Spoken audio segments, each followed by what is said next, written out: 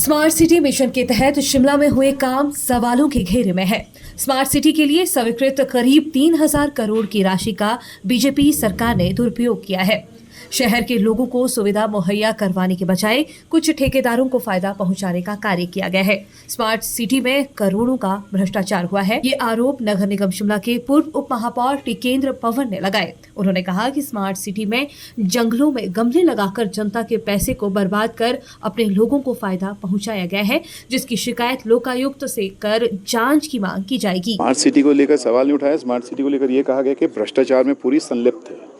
और सबसे बुनियादी बात यह है कि जो स्मार्ट सिटी की स्पिरिट थी, जिस आधार पर स्मार्ट सिटी की योजना थी और जिसको लिखने में बहुत बड़ा कंट्रीब्यूशन हमारा अपना था, हमारी टीम का था, पुरानी काउंसिल का था, म्यूनसिपल कॉर्पोरेशन था, उसको सबको निगेट करके यहाँ भ्रष्टाचार का अड्डा बना दिया इसको। सबसे पहली बात तो ये है कि जिसमें जो प्रोजेक्ट मॉनिटरिंग यूनिट होना चाहिए था, PMU, वही नहीं बनाया, जो ये तय करता क्या प्राथमिकता के आधार पर प्रोजेक्ट को लेना है। तो प्रोजेक्ट किस आधार पर बांटे गए? इस आधार पर कि बीजेपी को कहाँ फ़ायदा मिलेगा, उनके लोगों को कहाँ डंगे लगाने हैं। पुराने डंगे अंग्रेज़ों के टाइम के उधेड़ दिए, फिर गिरा दिए, मतलब एक ही डंगे को 3-3 बार बना रहे हैं और मतलब करोड़ों रुपए उन डंगों में पैसा कमाया गया है। ऐसा भ्रष्टाचार हमने कभी नहीं देखा था। दूसरी बात यह है कि आप ये देखो कि जंगल के अंदर स्मार्ट सिटी, मतलब वो तो जंगल तो वैसे ही स्मार्ट है, वहाँ गमले लगा रहे हैं। और अभी आपकी प्रेस कॉन्फ्रेंस के दौरान आप देखा, एक कॉलर ने भी फ़ोन करके बताया कि किसके वहाँ से गमले आ रहे हैं। वो बीजेपी के खास लोग हैं जिनके वहाँ से मतलब गमले सप्लाई किए गए हैं और वो वहाँ पर जंगल के अंदर गमले लगाए गए हैं। और शहर की जो स्पिरिट है, मतलब जो पहाड़ी शहर की खूबसूरती होनी चाहिए, वहाँ स्टील फैब्रिकेट करके हर जगह स्टील लगा रहे हैं। तो ये तो मतलब आप, और बड़ा मात्रा में इसमें भ्रष्टाचार हुआ है। साथ में जो पानी का प्रोजेक्ट जो इम्पोर्टेंट है, जिसमें बहुत संघर्ष के बाद वो पानी का प्रोजेक्ट हासिल किया गया था, जिसमें आज अभी तक पानी आ जाना चाहिए था, सतलुज से 24 घंटे पानी मिलना चाहिए था। 5 साल से ज़्यादा इस काम को हो गया है, लेकिन अभी एक बूंद क्या, अभी तो प्रोसेस ही शुरू नहीं हुआ है, क्योंकि हुआ था वो टेंडर जो 300 करोड़ का था, अभी करीब 500 करोड़ के आसपास जा रहा है, 470 करोड़। तो ये इतनी ज़्यादा कॉस्ट जो एस्केलेट कर रहे हैं, ये दरअसल जनता का पैसा जनता पे ना लगाकर अपने लोगों की जेब भर रहे हैं। और इसलिए हमने ये कहा है कि अगर ये अभी इसको पूरा मतलब इसमें इंक्वायरी नहीं करेंगे, थॉरो इंक्वायरी जो होनी चाहिए थी वो नहीं करेंगे, तो हम लोकायुक्ता के भी जाकर इस पूरी जो इसकी छानबीन की बात करेंगे।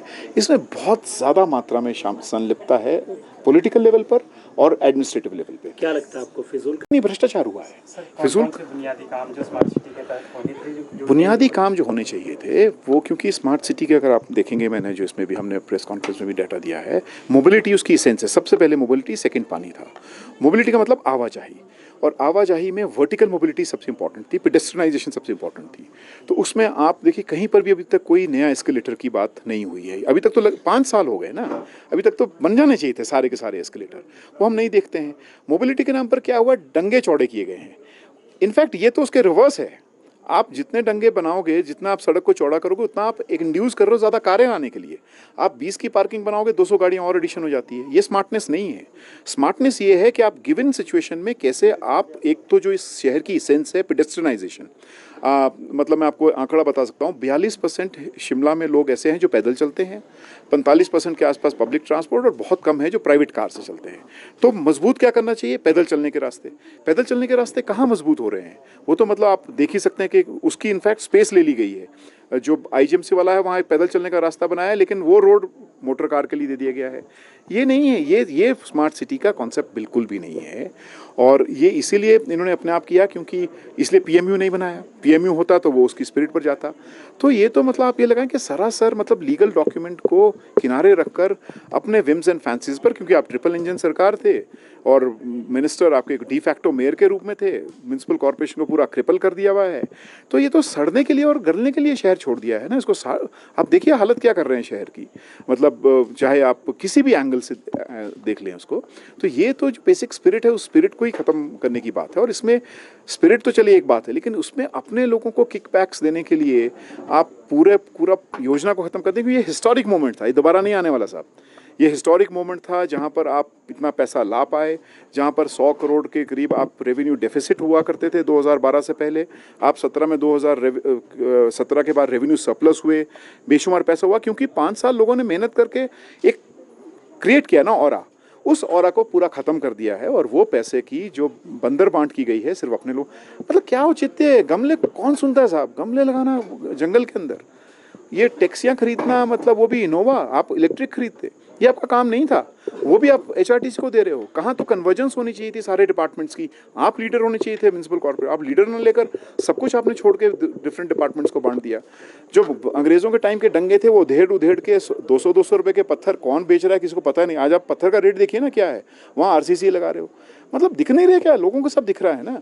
वो जो 220 करोड़ रुपए का जो रोपवे साइन हुआ एग्रीमेंट, जिसमें जो पब्लिक प्राइवेट पार्टनरशिप में, उसका एक भी मतलब उसकी एनवायरनमेंट इम्पैक्ट असेसमेंट भी नहीं करवा पाए। और छोड़िए आप, जहाँ पर MOU साइन हुआ था।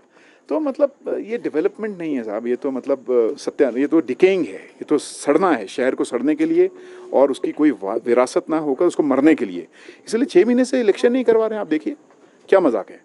तो इसलिए हमने ये कहा है कि मतलब पहले भी लोगों के दम पर ही ये शहर चलता है, दोबारा से हम उसको रिजुवेनेट करना चाह रहे हैं, दोबारा से लोगों के बीच में जाकर के लेट्स ओन इट, ये शहर हमारा है, पॉलिटिकली हमने जिस मर्जी को दिया है, दोबारा से इसकी ओनरशिप की क्वेश्चन है।